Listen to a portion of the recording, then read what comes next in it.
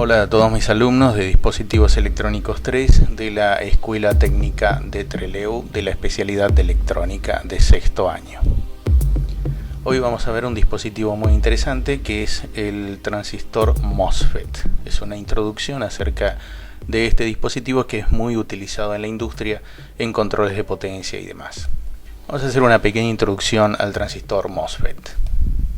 Acá vemos la simbología del transistor MOSFET. Básicamente hay dos tipos, el de tipo canal N y el del tipo canal P. Y tenemos los terminales que posee cada uno de ellos, designados con la letra D de drain o drenaje, G de gate o compuerta, S de source o fuente. Bueno, la particularidad que tienen estos dispositivos es de hacer circular corriente eléctrica, o de que se puede hacer circular corriente eléctrica desde drain hasta source o desde source hasta drain, dependiendo del tipo de canal que posea, en función de una tensión de control en la compuerta del dispositivo. Los valores o parámetros que podemos definir en ellos son la corriente NID, la corriente de drenaje, la corriente de source, la tensión entre drenaje y source, BDS, y la tensión entre la compuerta y el source, que es BGS. Para ambos casos lo mismo, con la diferencia de que si tenemos un transistor de canal tipo N o de canal tipo P, lo que se hace es invertir las polaridades y por lo tanto el sentido de las corrientes eléctricas. Acá vemos uno encapsulado TO220, cómo sería la distribución de las patillas en este dispositivo del drain, del gate, el drain y el source. Esto es importante a tener en cuenta, sobre todo en los manuales, ya que algunos de ellos aparecen como reemplazos directos y entonces uno cambia un dispositivo de este por otro y resulta que a veces los fabricantes cambian estos terminales y bueno, puede suceder algún inconveniente a raíz de esto, ¿no? Vamos a ver el pariente cercano, que es el FET, para tratar de entender un poquitito el comportamiento de este transistor. El FET, acá tenemos la simbología del FET, que es un transistor efecto de campo. ¿Cómo funciona esto? Funciona a través de, como en el mismo caso del anterior, tenemos uno de tipo N, otro de tipo P, tenemos un gate, una compuerta, un drain, un drenaje, un terminal llamado source. A través de drains y source va a circular una cierta cantidad de corriente eléctrica que va a estar comandado por el gate o la compuerta de este dispositivo.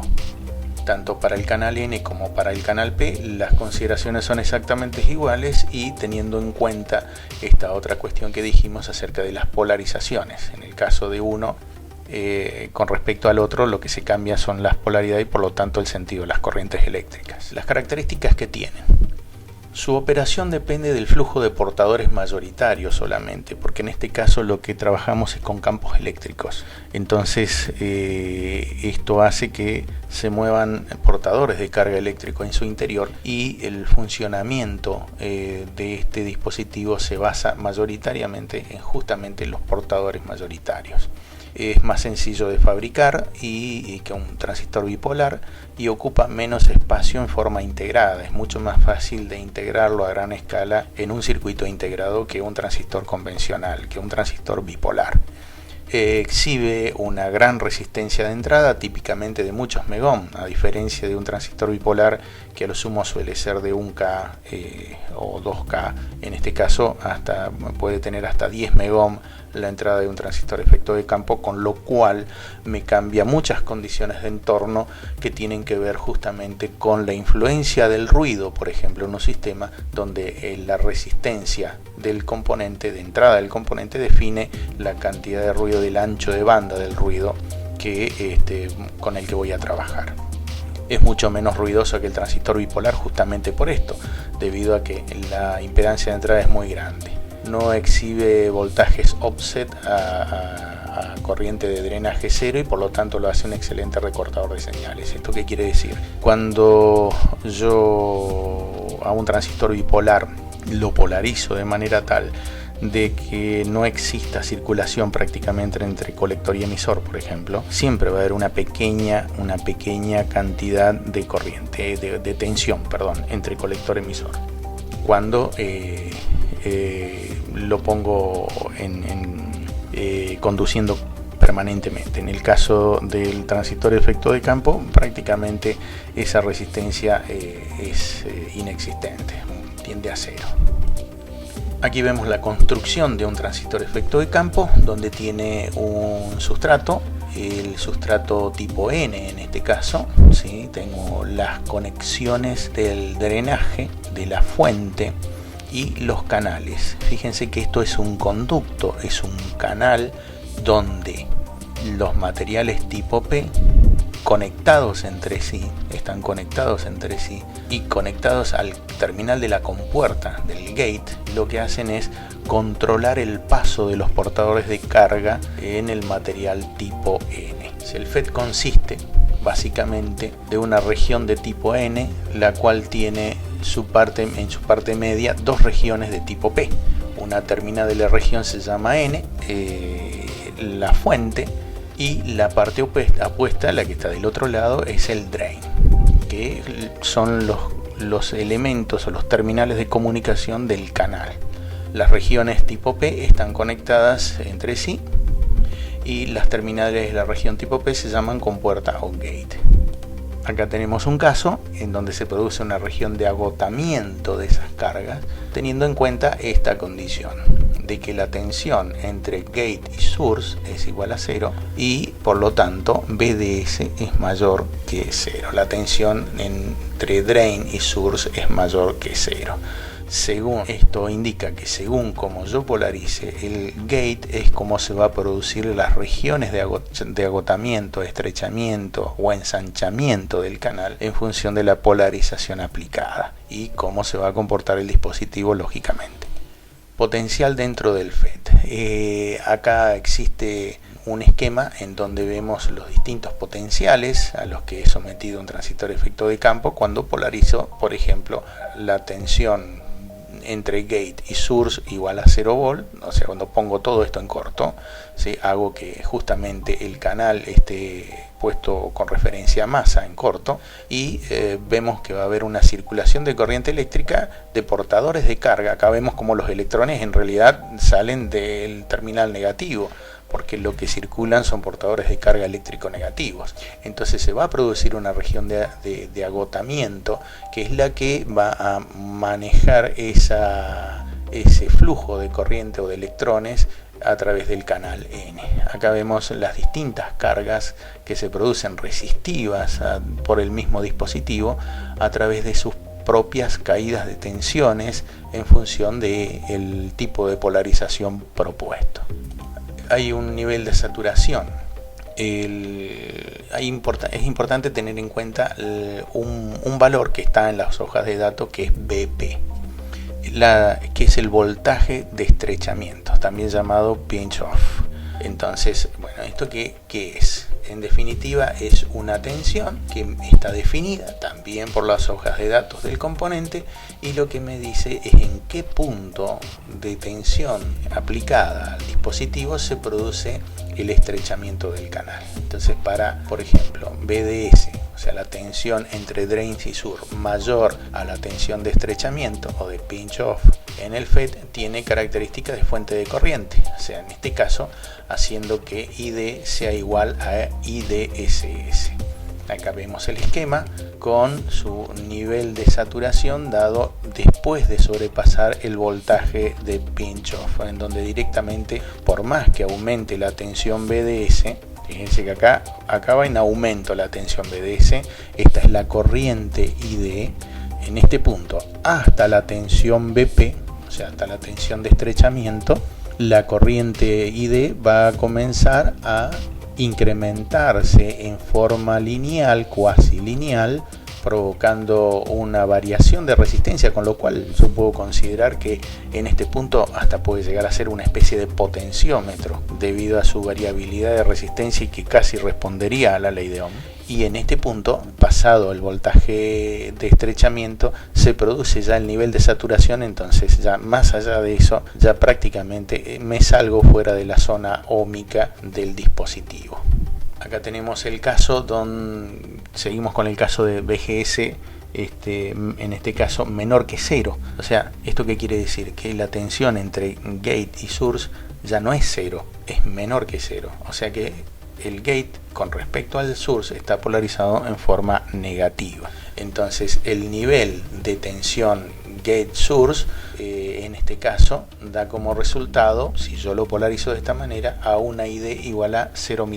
O sea que prácticamente no hay circulación de corriente eléctrica a través del drenaje. O sea, esto se encuentra definido justamente por esta tensión de estrechamiento que es BP, ¿sí? Donde yo digo que VGS, o sea la tensión gate source, va a ser igual a la tensión BP. O sea, en ese punto se va a producir una ID igual a 0. Entonces, siendo BP un valor negativo para los dispositivos de canal N y un valor positivo para los FET de canal P, que es lo que habíamos comentado anteriormente. Justamente, si estas mismas consideraciones las tenemos para el otro transistor de efecto de campo de canal P, en este caso tendremos que invertir las polaridades correspondientes para que se produzca su funcionamiento. Las características de FET de canal N. Entonces, esto es importante a tener en cuenta, estas curvas que están dadas por el fabricante para saber exactamente en qué región me estoy ubicando en cuanto a la polarización del dispositivo. Fíjense que esta curva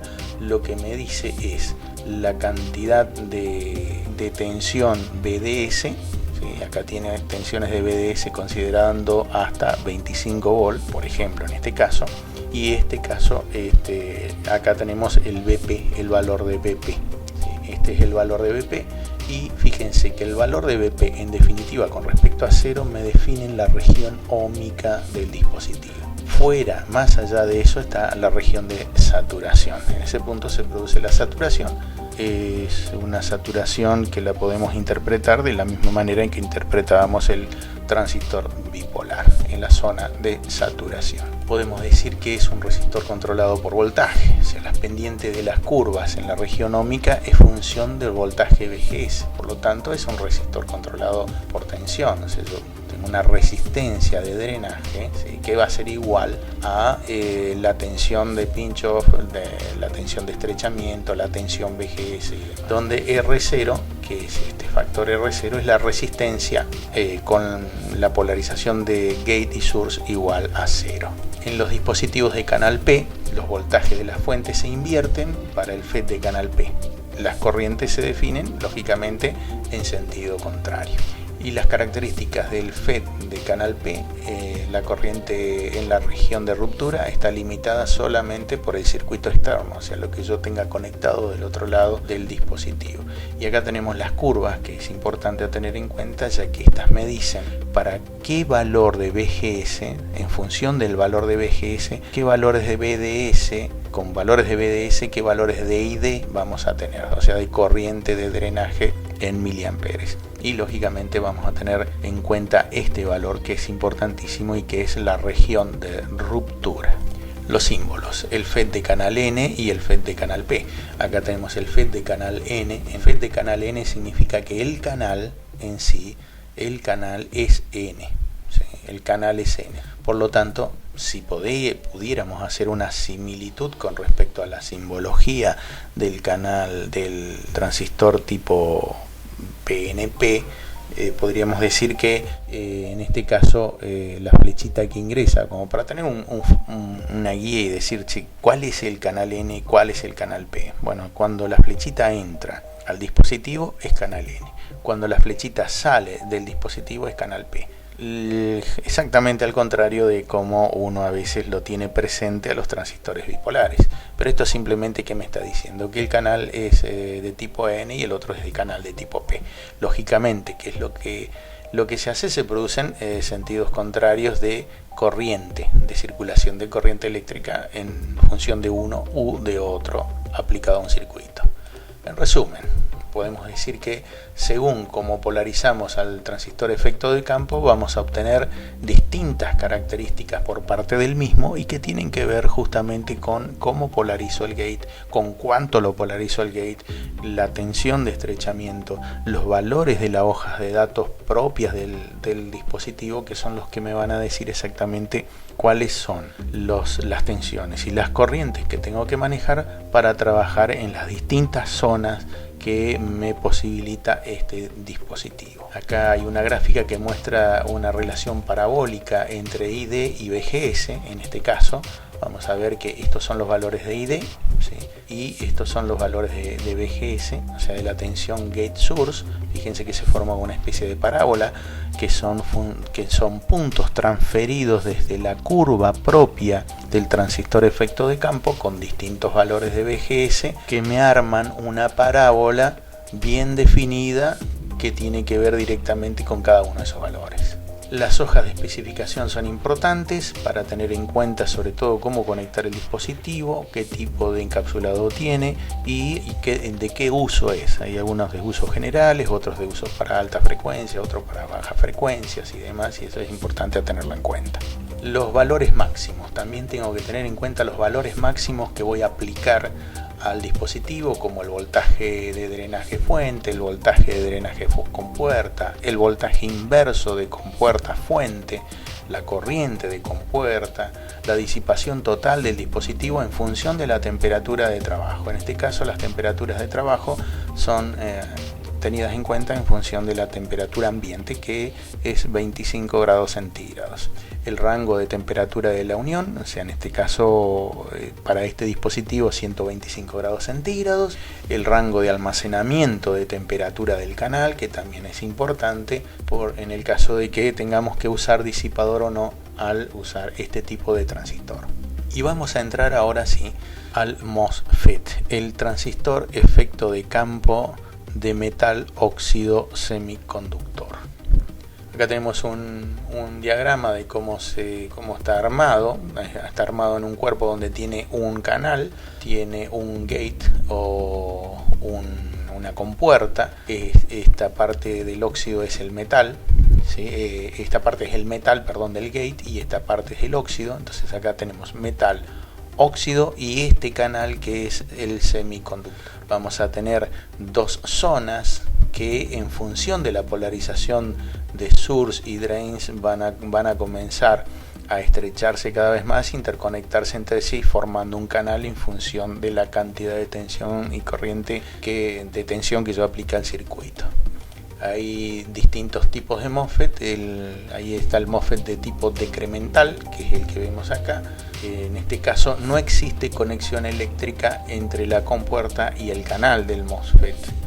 Se debe a la capa aislante de dióxido de silicio.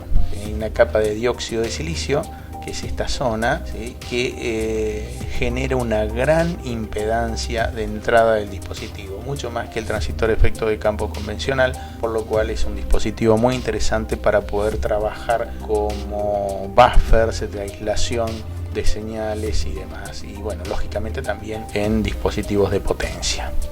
La operación básica: aplicando 0 volt entre compuerta y fuente se obtiene una corriente IDS entre drenaje y fuente. O sea, si yo aplico 0 volt entre lo que es la compuerta en este punto con respecto al source, que el source también está con respecto a masa, se obtiene una corriente IDS entre drenaje y fuente.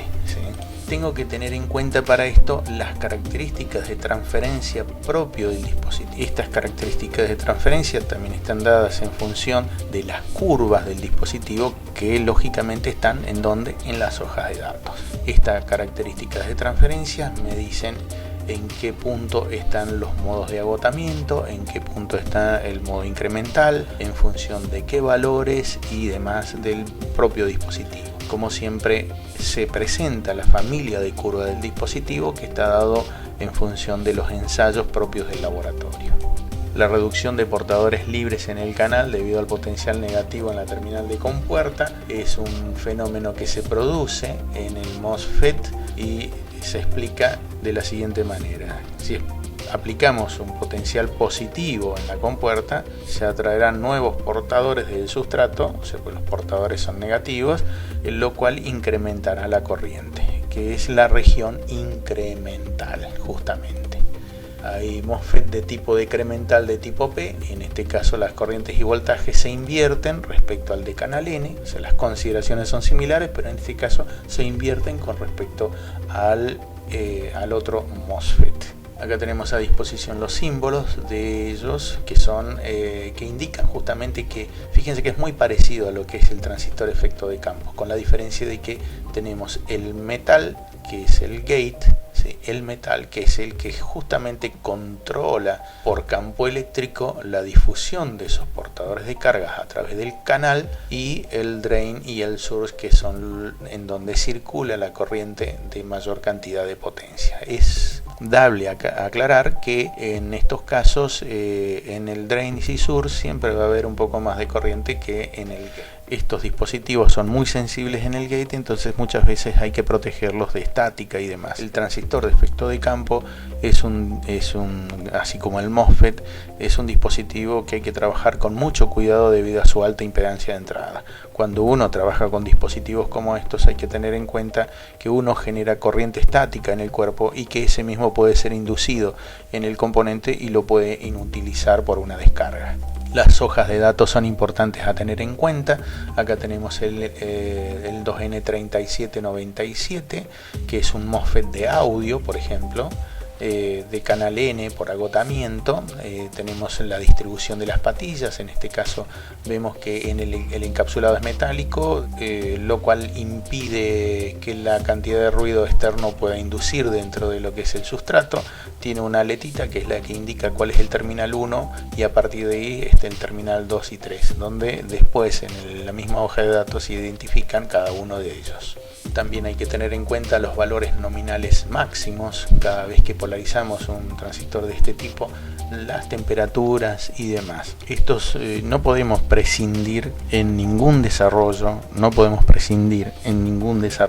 de la hoja de datos del componente electrónico. Hay un montón de cuestiones que hay que tener en cuenta. Este tipo de dispositivos, que son los MOSFET, también pueden usarse o apagados o encendidos, porque también pueden ser llaveados o utilizados como llave, y cada uno de esos tiene un comportamiento distinto en función de las tensiones y corrientes que debe manejar. También nunca debemos olvidar la cuestión de la temperatura y la influencia de ella en el encapsulado y las variabilidades que esto puede llegar a generar. El MOSFET de canal de tipo incremental se diferencia del decremental en este caso en que no tiene canal entre la fuente y el drenaje, solamente tiene el sustrato. Acá no hay ningún canal, simplemente tiene el sustrato, nada más.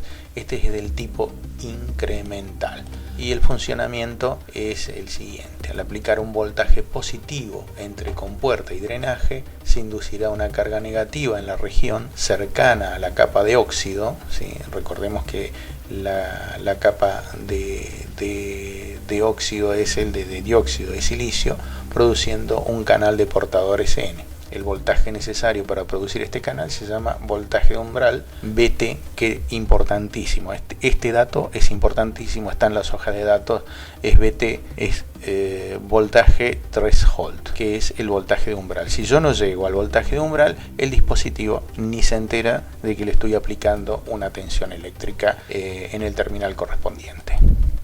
El voltaje de saturación. El voltaje de saturación está dado por una pequeña ecuación que se define de la siguiente manera. Me dice que es la diferencia de tensión